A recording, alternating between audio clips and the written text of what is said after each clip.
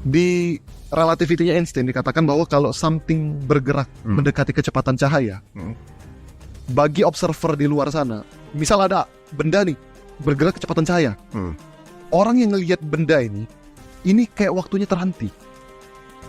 Jadi dianya gerak, bagi dianya gerak, semua dunia berhenti. Itulah disebut relativitas waktu itu. Itu terjadi nggak sih ketika Rasulullah Isra dan Mi'raj? Itu kalau seandainya Einstein ada di zaman Rasulullah dengan perhitungannya, lalu Rasulullah cerita, kayaknya Einstein beriman. Uniknya, nggak tahu ya, bisa di googling kalau salah. Katanya Einstein meninggal dalam keadaan Muslim.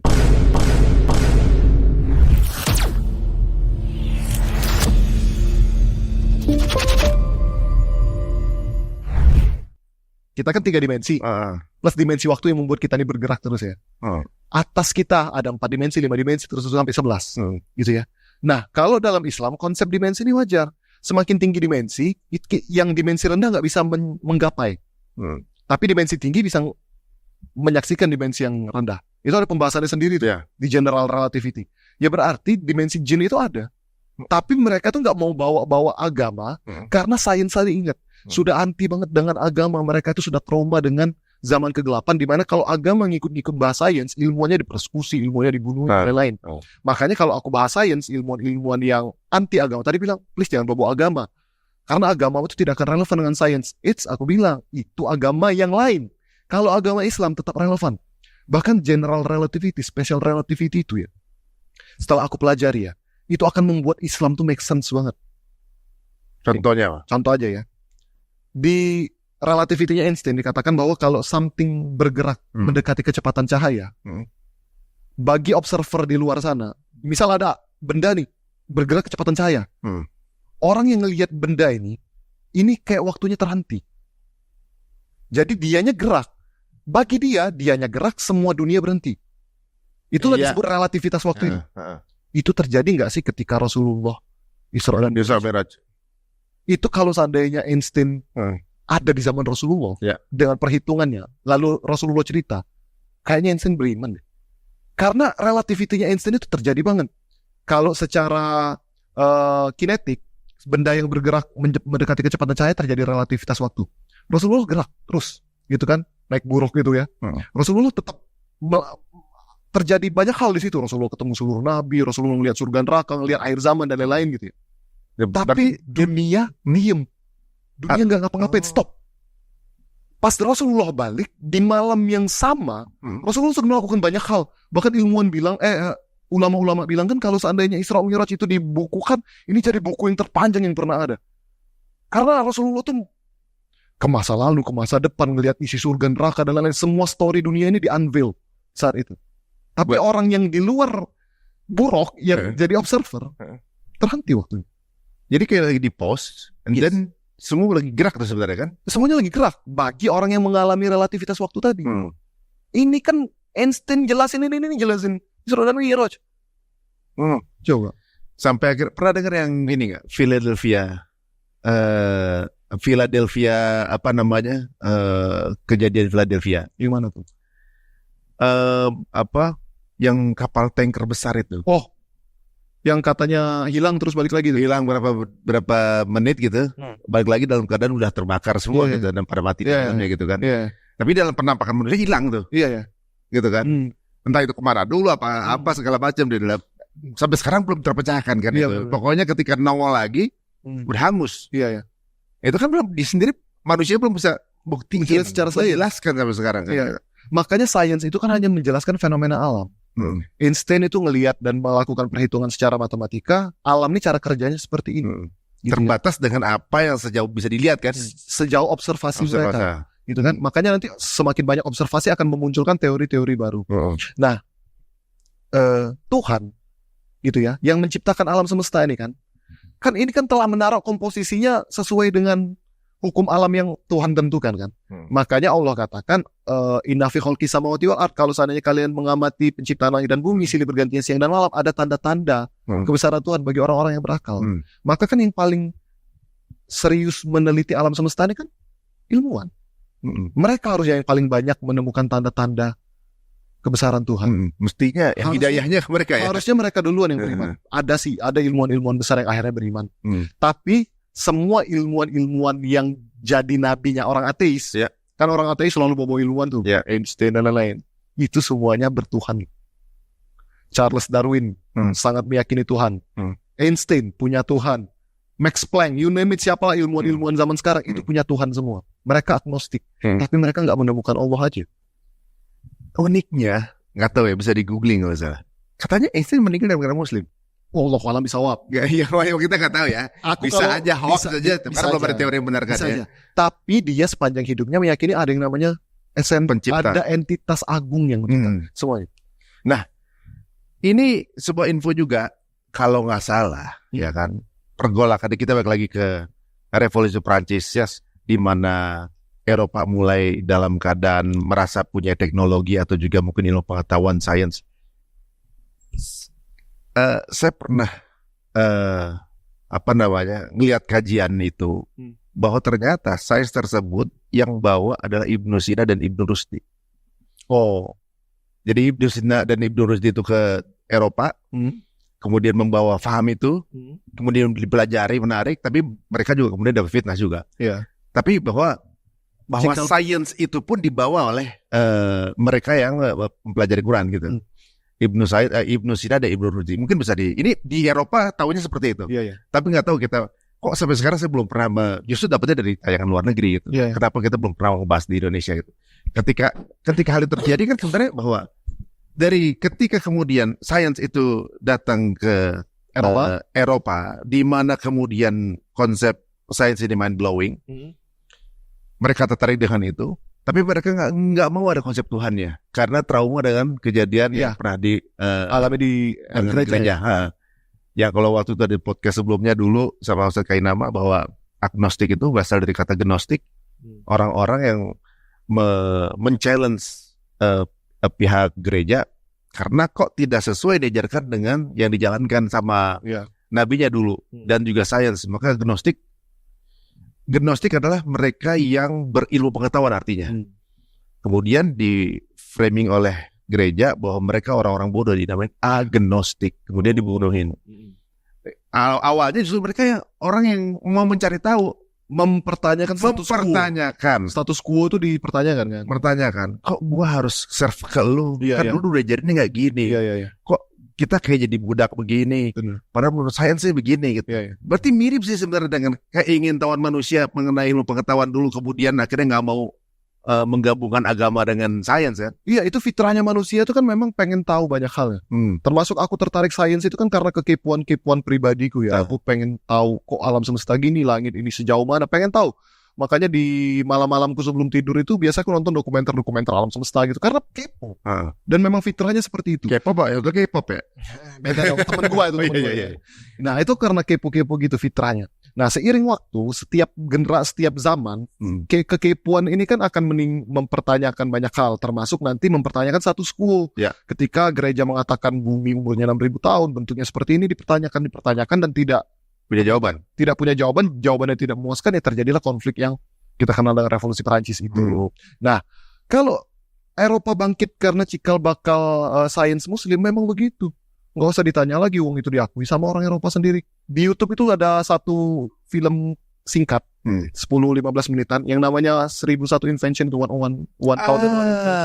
Ini Kingsley. Ya, Ben Kingsley. Yang main kan? Itu kan yang bikin Inggris, Institut Inggris mengatakan bahwa peradaban modern ini dibangun oleh sainsnya kaum muslimin. Gitu. Bahkan Revolusi Prancis itu ketika mereka warganya itu bergejolak, cendekiawan itu kumpulnya di kafe itu dari kata kahwa. Kopi itu dari Yaman pertama kali kan. Dari kopi itu budayanya kaum muslimin. Kahwa.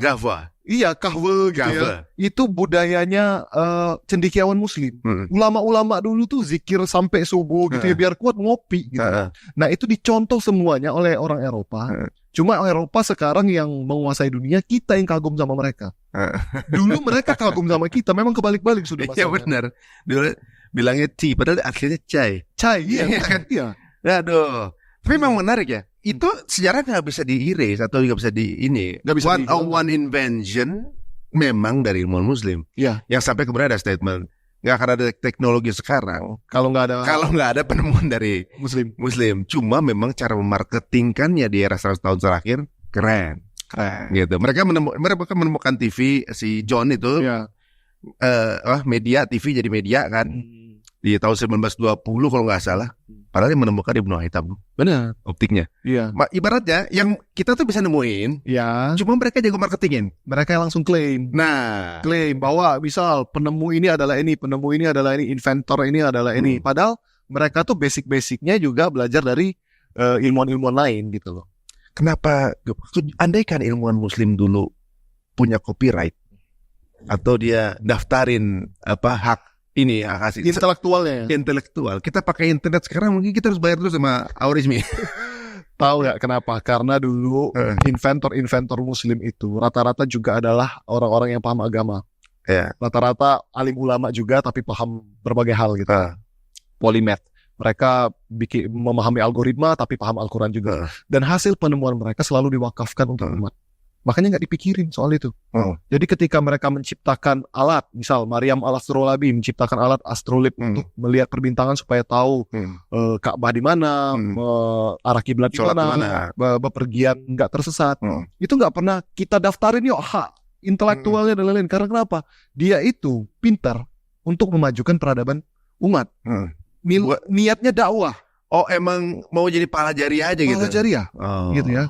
Coba Ibnu Al-Haytham itu pahala jariahnya. Kita nih berdua pakai kacamata. Ini yang nonton pakai lensa kamera. Semua ya, pahala jariahnya. Semua kebaikan yang ada di dunia ini karena munculnya kamera, dia dapat pahalanya.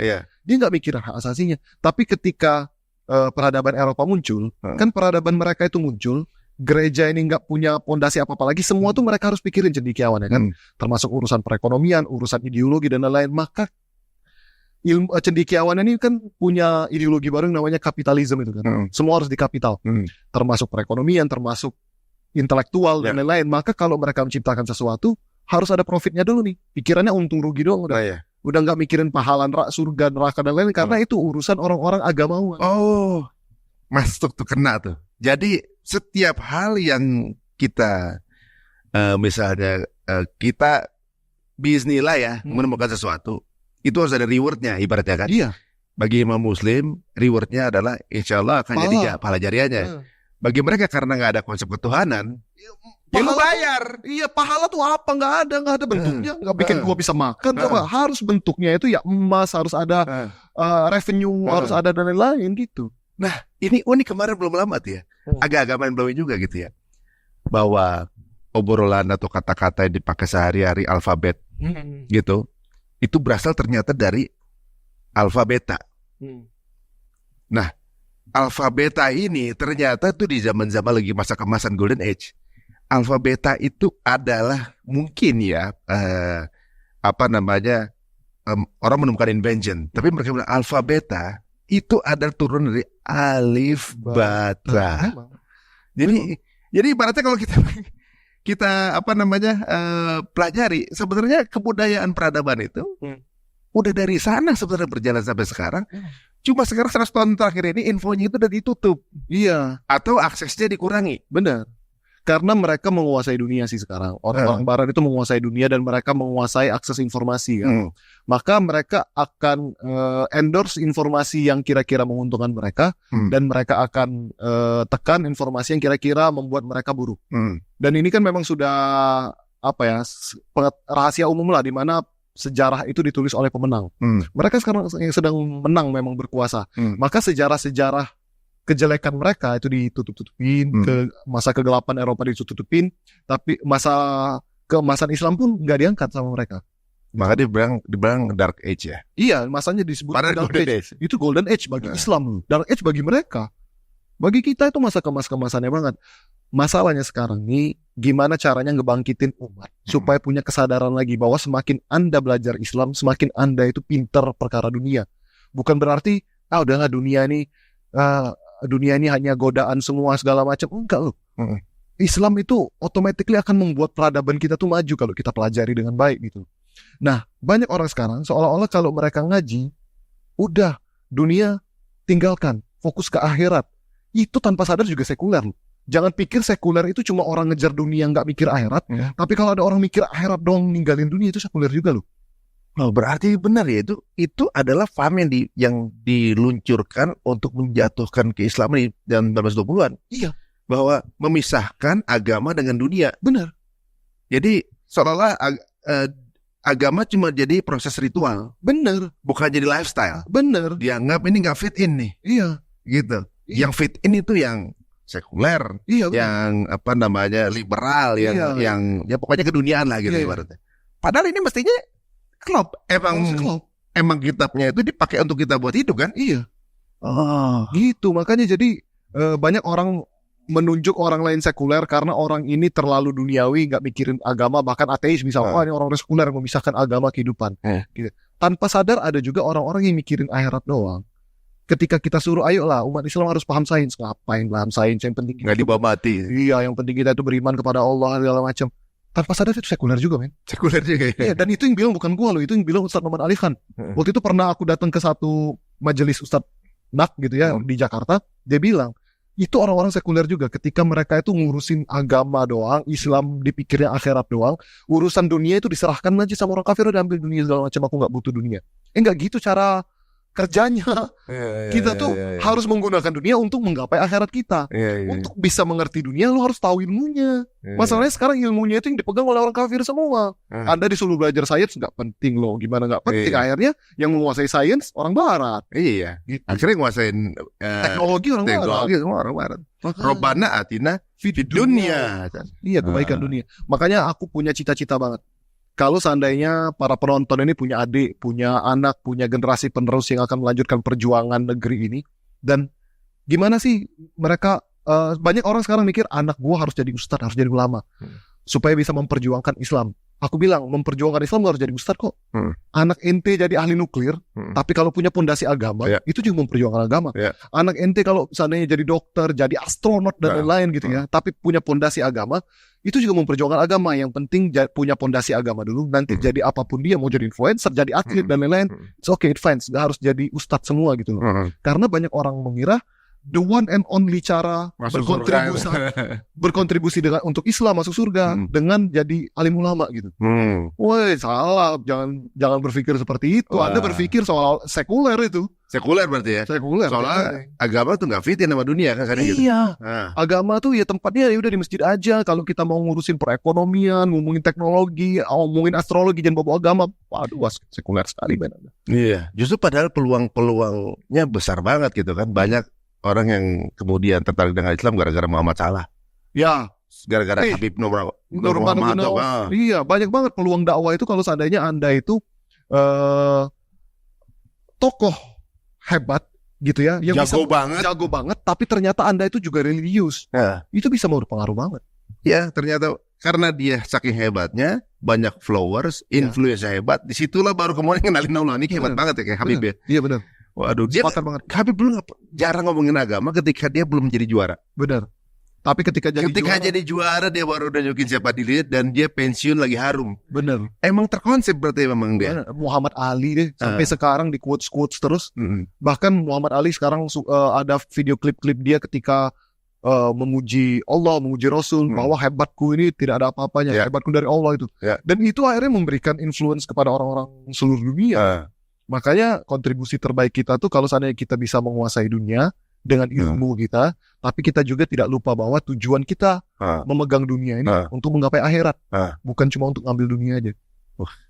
Keren nih. Ini masuk kayak Al-Mulk ayat 2. Masya Allah dah ya. Allazi khalaqal mauta wal hayata liyabluwakum ayyukum ahsanu amala. Jadi amal yang diterima adalah amal yang paling terbaik. Jadi kalau kita punya kemampuan apa-apa, yang paling jago. Ya, harus jadi paling jago. Kalau mau jadi dokter, jadilah dokter yang paling jago. Karena agamamu yang memerintahkan itu. Apapun profesinya ya. Apapun profesinya. Jago ngedit yang jago. Iya. Gitu ya. Jadi ilmuwan yang jago. Jadi pembalap yang jago. Benar. Apapun ya. Nah pertanyaannya balik lagi. Bumi datarnya bulat nih. Aku pribadi. Ngambil bumi itu bulat. Kenapa? Kalau ditanya kenapa bumi itu bulat, aku bilang data sainsnya mengatakan seperti itu. Jadi aku melihat data sainsnya. Dan ini tidak bertentangan sama iman gitu. Syekh bin Baz, Ibnu Taimiyah pernah ditanya ini, dan mereka bilang tanya kepada ahlinya bilang bulat gitu. Nah terus kalau seandainya ada orang, enggak bang, pokoknya titik, aku meyakini bumi itu datar. It's okay. It's fine, kamu tetap saudara seimanku. Kalaupun enggak seiman, kita saudara satu negara. Kita nggak mengeluarkan dari akidah juga. Nggak membuat Anda kafir. Cuma lucu aja. Seolah-olah dibilangin 5 tambah 5 itu 10. Enggak, aku mau 12. Ya udah, ya udah nggak apa-apa. 12 buat kamu, nggak apa-apa 12. Karena data ilmiahnya nggak bisa dibantah, mau gimana? 5 tambah 5. Pokoknya ini 10 ya. 5 tambah 5 itu 10, iya. Enggak, aku tahunya 8 tambah 2. Itu beda. Iya. Hasilnya tetap sama, cuma beda angle kan. Beda angle doang. Jadi kalau ada orang mau percaya bumi itu datar, it's okay banget. Cuma bagiku lucu aja. Iya. Ada juga yang punya konsep hampir bulat. Hampir bulat. Iya. Maksudnya enggak bulat sempurna, hampir bulat. Soalnya ada momen-momen di mana matahari telah terbenam. Apa namanya? Ada tuh fenomena 11 tahun sekali. Matahari akan terlambat terbenam selama 1 jam. Iya benar, memang. Dan ternyata fenomena terjadi sejak Nabi Yosua bin Nun itu. Menahan matahari masuk ke Yerusalem saat itu. Iya. Dan fenomena ini terjadi kalau nggak terrepetisinya berapa tahun sekali? Kalau nggak salah 11 tahun sekali. Dan kata Allah, waktu kita di Arafah dapat momen itu. Iya. Maghribnya lebih telat 1 jam. Iya. Nah, ketika fenomena itu terjadi karena kalau bumi bulat pasti semua polanya akan sama. Ya. Karena dia agak lonjong sedikit, dia punya terpaparnya lebih lama sedikit. Benar memang. Kemudian ada lagi fenomena kalau nggak salah ya, saya bisa aja waktu itu ketika baca nggak terlalu didetailin. Kayak misalnya fenomena lidah matahari. Ya. Yang hanya terpapar di sudut-sudut tertentu. Di negara dengan sudut ini, negara dengan sudut ini, gitu kan. Ya. Yang kalau emang bulatnya semuanya akan kena dong. Iya. Buktinya kok ada di satu tempat-tempat tertentu aja. Iya, dan karena berputarnya bumi itu tidak sesuai, rotasinya tuh nggak, aksisnya tuh nggak lurus gini. Nggak lurus gini. Muter-muter. Gini-gini ya. Benar, iya. Makanya akan ada perbedaan cuaca dan musim itu tidak semua tempat sama. Misal Eropa salju, di sisi lain akan terjadi panas gitu. Makanya di kutub utara akan terjadi misal matahari yang tidak akan tenggelam-tenggelam berapa bulan. Di kutub selatannya malam terus nggak muncul-muncul matahari. Karena memang rotasinya itu tidak sesuai dengan, tidak lurus, tidak di kutub utara banget. Dan matahari pun itu kan nggak statik. Matahari juga lagi rotasi dan juga berevolusi muterin galaksi kita. Jadi ada yang bilang karena kurangnya ilmu sains, dikiranya matahari itu nggak ngapa-ngapain juga. Wih, matahari itu juga jalan loh, gerak loh. Matahari itu mengelilingin supermassive black hole. Jadi ada black hole raksasa yang di pusatnya galaksi kita, galaksi Milky Way. Matahari kita juga muterin itu. Galaksi Milky Way juga termasuk muterin black hole itu. Iya. Jadi gini ya. Itu luas banget berarti. Luas banget. Alam semesta tuh nggak bisa. Observable universe itu aku pelajar sakit kepala.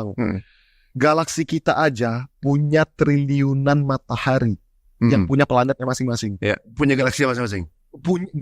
Galaksi kitanya aja baru. Galaksi kita doang. Padahal ada galaksi banyak banget. Ada klaster galaksi yang punya ribuan galaksi. Yang punya triliunan matahari juga. Dan seupil aja nggak ada berarti ya. Itu baru klaster. Ada super klaster. Nanti super klaster kita nih, wah ada jutaan galaksi. Nanti baru ada kelompok lain. Itu baru observable universe yang bisa digapai oleh teknologi kita sekarang. Gitu.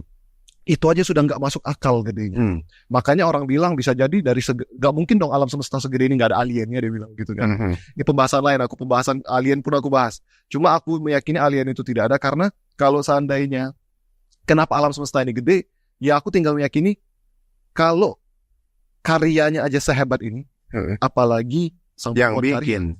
Kita aja mengagumi lukisan hebat, misal pembuatan siapa, misal Michelangelo misal.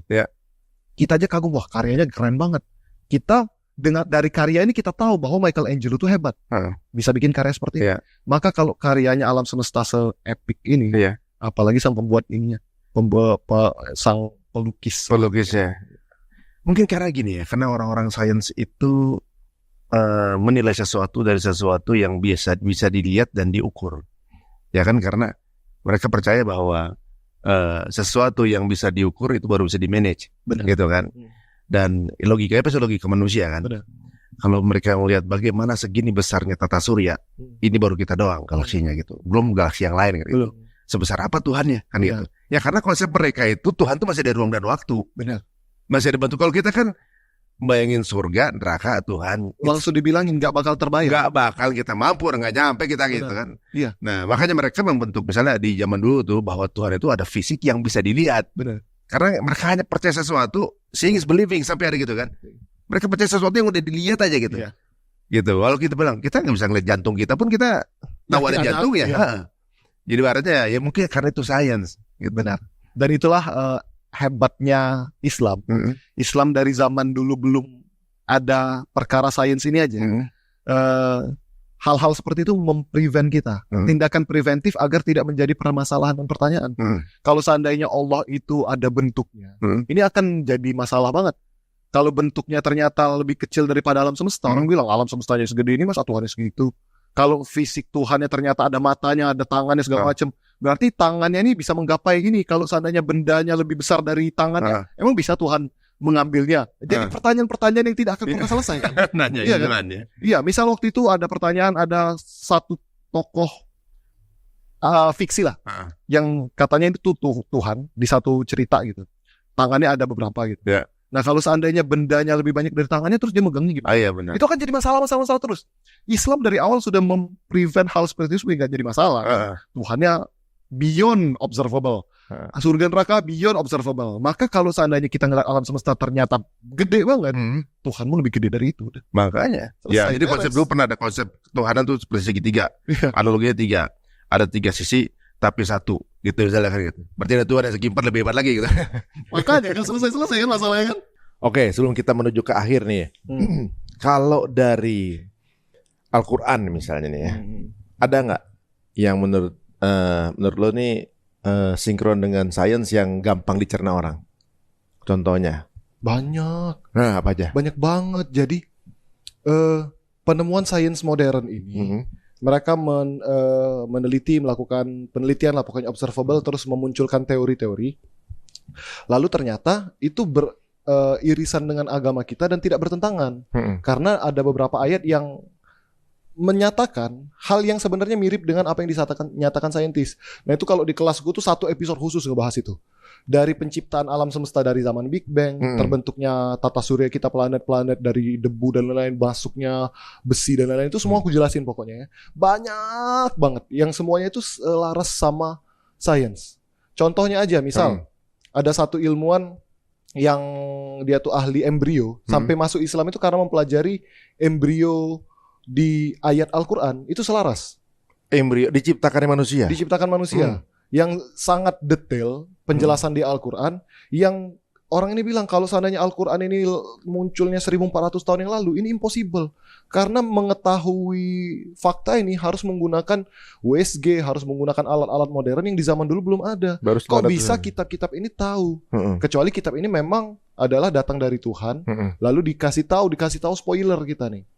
Jadi kalau ayat sains yang selaras sama Al-Quran, hampir semua ayat yang ada penjelasan sainsnya itu selaras sama Al-Quran, sama sains modern, dan Al-Quran gak bertentangan. Tapi di sini para penonton hati-hati ya, ketika Al-Quran itu ada bahas tentang ayat-ayat sainsnya, coba deh perhatiin tafsir artinya aja ya, kita perhatikan artinya aja. Selalu dikatakan ayat-ayat itu tuh sedang menyatakan kekuasaan Allah loh, bukan untuk membenarkan sains loh. Misal, dan kami jadikan bumi itu, dan kami ciptakan ini, dan kami lakukan ini, dan kami ini. Selalu Allah tuh pengen menyatakan bahwa ayat itu tuh point of view-nya itu tentang kekuasaan Allah. Kalau seandainya kalian ngelihat dulu langit dan bumi itu adalah satu kesatuan, karena dan kami yang ciptakan langit dan bumi misal, dulu satu kesatuan, itu sedang menyatakan kekuasaan Allah, bukan fokus kepada sainsnya. Gitu ya. Nah, maka apapun ayat sains pasti itu tuh ayat untuk mengagungkan Allah, bukan ayat untuk dipakai berdebat sains. Ini salah banget bagi orang-orang yang pro sains ataupun anti sains pakai ayat-ayat Al-Quran. Sains itu adalah ranah what and how, bagaimana bumi terbentuk, bagaimana makhluk hidup ini terbentuk dan lain-lain, bagaimana dan apa. Tapi bukan ranah why. Ranah why itu ranahnya agama. Mengapa Allah ciptakan semua itu tuh ya tanya Allah, nggak bisa dijelaskan dengan sains. Sains tuh punya limit. Sains tuh punya limit, dan sains itu adalah ranah benar dan salah. Al-Quran itu ceto benar. Kalau kita menggunakan dalil Al-Quran untuk mendebatkan hal yang bisa jadi benar, bisa jadi salah, mohon maaf, kita menurunkan marwahnya Al-Quran. Makanya aku paling nggak suka kalau ada orang debat sains pakai dalil agama. Kalau mau debat sains, kita pakai data sains dulu deh. Kenapa? Kalau mau debat bentuk bumi itu apa? Ayo kita debat dengan dalil. Makanya Samuel Rowbotham alias Parallax yang ngotot banget untuk ngedebat bumi itu datar, dia itu pakai data dulu pertama. Kayak data, pembuktian ini segala macam. Nah itu aku suka tuh kalau seandainya pembuktian ilmiahnya satu data. Ya. Nah berhubung dia kalah, nyari-nyari dalil untuk mensupport. Karena kalau sudah pakai dalil tuh orang nggak bisa bantah kan? Iya, tergantung kepercayaan apa. Iya, kalau mau ngebantah dalil tuh kan rasanya kayak wah kafir banget nih gue gitu kan. Apapun kepercayaannya. Beli apa kepercayaannya? Nasrani. Maka dia minta support dengan dalil kan. Ya. Nah itu yang terjadi zaman kita sekarang. Karena kita kurang paham sains, nggak punya data juga, ditanya bentuk bumi apa, nggak tahu datanya, nyarinya di dalil. Nah iya, ya kadang-kadang dipakai buat debat. Ketika kemudian nggak bisa jawab, emang ilmunya aja yang belum nyampe kan gitu. Makanya kesian Al-Qur'annya kalau seandainya mendebat hal yang kita menurunkan marwah Al-Qur'an yang sudah pasti al-haq kebenaran kepada urusan sains yang bisa jadi benar, bisa jadi salah. Jadi letakkan Quran selalu di atas. Iya. Ketika kita percobaan begini segala macam, pakai data aja. Kita tinggal mengkonfirmasi. Iya. Ada nggak gitu? Iya. Kalau ternyata ibaratnya nggak sinkron, ya mungkin kita aja belum nyampe ke situ. Kalau nggak sinkron, pasti yang salah sainsnya. Ya. Pasti yang salah sains. Karena sains ini terus berkembang. Al-Quran ini udah fix.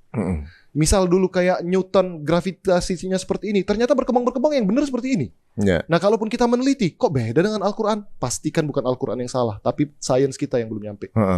Gitu. Banyak sih, banyak hal itu. Banyak hal seperti itu. Iya. Dan memang banyak hal yang nggak mungkin dijelaskan oleh sains. Makanya orang bilang, coba jelaskan sains ketika surga dan neraka dari sains, jelaskan pahala dari sains, jelaskan Isra Mi'raj secara detail dengan sains, nggak bisa. Iya. Memang sains itu ranahnya bukan itu. Ya kalau dipikir-pikir ya, zaman dulu misalnya waktu Rasulullah SAW dulu menjelaskan tentang Isra Mi'raj, yang orang sana bilang nggak mungkin, dulu bisa traveling dalam waktu secepat itu gitu kan. Andaikan orang itu ada di zaman sekarang. Udah ada pesawat gitu ibaratnya kan. Oh bisa ya, cuma ilmu belum sehebat itu. Ilmunya belum sehebat Isra Mi'raj. Cuma traveling dalam waktu short time udah mulai bisa.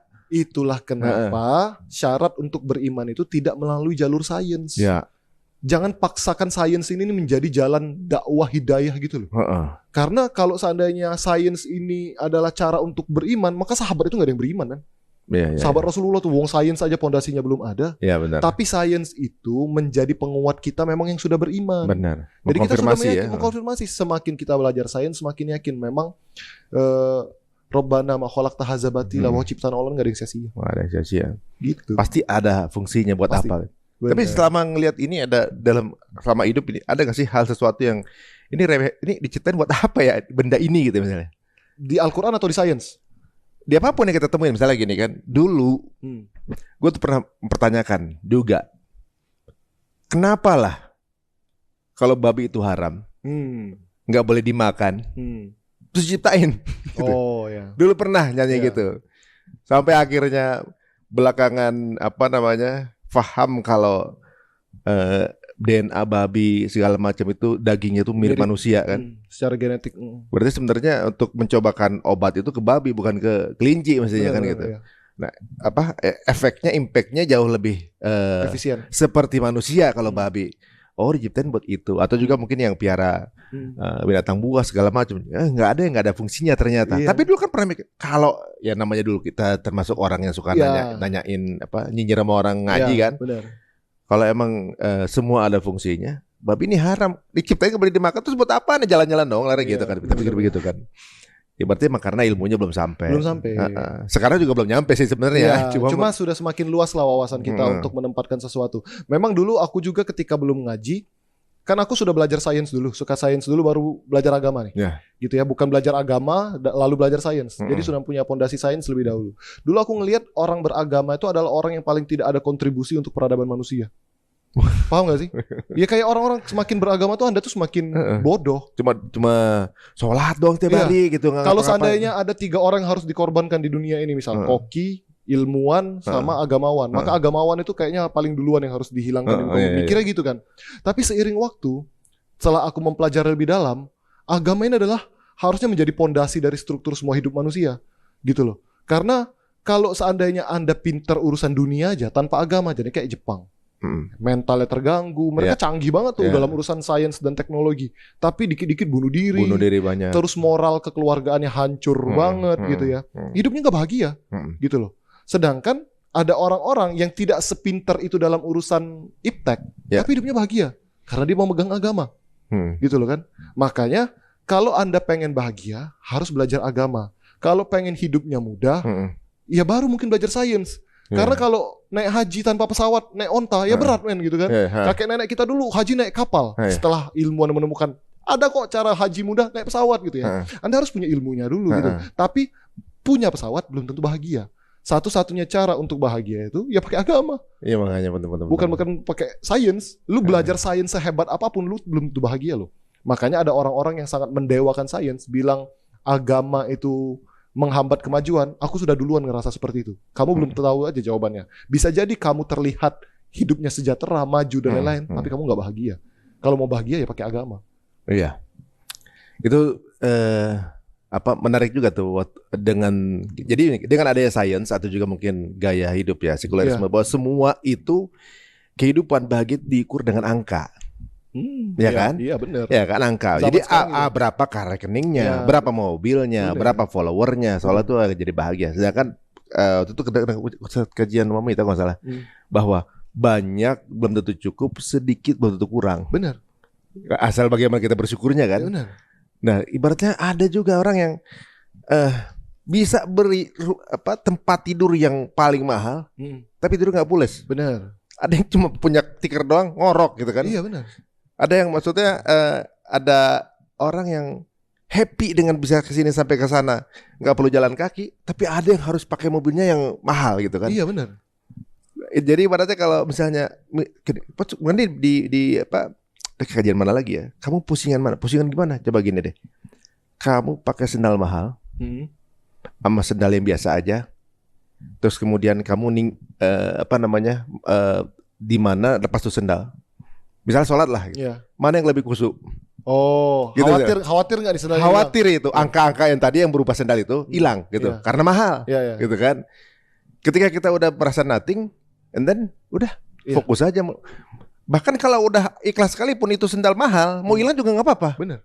Emang gua bawa ke sini, kalau ada yang kira-kira ngambil, udah juga nggak apa-apa. Jadi ibaratnya benar juga kata landasan agama itu yang justru harus menjadi pondasi dan kemudian sains melengkapi. Iya benar. Jangan kebalik. Jangan kita sudah scientific dulu bahkan mendiadakan unsur-unsur spiritual kayak saintis modern sekarang kan nggak mau ada unsur spiritual dan supernatural gitu ya. Tuhan itu tidak pernah masuk dalam ekuasi mereka karena Tuhan itu nggak natural. Yang mereka bahas natural terus ya. Hidupnya nggak bahagia. Pernah gue juga dulu waktu gue men-challenge orang dulu. Wah kalau kita tuh ngomongin jangan ngomongin agama mulu gitu kan. Kita jelas-jelas aja 1 tambah 1 2 gitu. Itu jelas tuh. Eksak 1 tambah 1 2. Enggak kita ngawang gitu. Ini tanya sama dia. Dari angka 1 ke angka 2 ada berapa angka? 1,99. Apa berapa 9-nya? Itu aja lu kagak tahu kata. Itu ini udah di ranah gaib tuh kan. Iya benar. Nah, itu 1 tambah 1 aja lu enggak tahu ada berapa jumlahnya. Iya. Nah, jangan sok-sokan 1 tambah 1 2 lu main kesimpulan aja gitu. Iya. Benar juga ya. Nah, ketabok-tabok itulah mulai. Tapi emang harus ketabok dulu. Kadang orang tuh baru ngeh sih. Baru ngeh ya. Iya. Ada orang ketabok belajar, ada orang ketabok dia memberontak malah nge-rebels gitu. Bukan ngambil pelajaran. Gitu. Iya, itu jenis penerimaan yang beda. Reaksinya beda-beda. Alhamdulillah ini menarik ya. Mungkin ada topik lain nanti kita akan bahas teman-teman juga dengan Rizko. Tinggal taruh aja di kolom komen ya. Kalau mau kenalan sama Rizko langsung aja Rizko Aditama. Jadi kesimpulannya teman-teman semua, kalau sekarang percayanya mau bulat, mau datar, bebas-bebas aja. Enggak masalah, tetap kita saudara, tetap kita bersahabat, karena itu bukan ranah akidah gitu ya. Udah santai aja, sains itu yang penting mendukung keimanan aja. Kalau seandainya sains membuat Anda malah berdebat-debat sama orang, udah mending gak usah belajar sains deh. Bener, habis waktunya untuk debat. Serius. Ya. Kadang-kadang orang ngabisin energi, sangat bersungguh-sungguh untuk yang main-main, sangat main-main untuk yang sungguh-sungguh. Bener. Nah, jadi teman-teman semua kita alokasikan energi kita, pikiran kita ke hal-hal yang penting-penting aja gitu ya. Aduh, terima kasih nih Suko waktunya nih. Makasih juga sudah diundang. Insya Allah kita akan bikin lagi ya. Amin, insya Allah. Ya, untuk teman-teman semuanya, monggo silahkan tulis di kolom komen atau juga mungkin di-share sebanyak-banyaknya ke teman-teman semua jika dirasa obrolan kita ini menarik atau juga mungkin mind-blowing atau juga bikin mikir, monggo saja. Silahkan tulis juga kira-kira topik apa yang akan kita bahas di episode berikutnya. Oke. Sampai ketemu lagi di episode Cerita Untung. Assalamualaikum warahmatullahi wabarakatuh. Waalaikumsalam.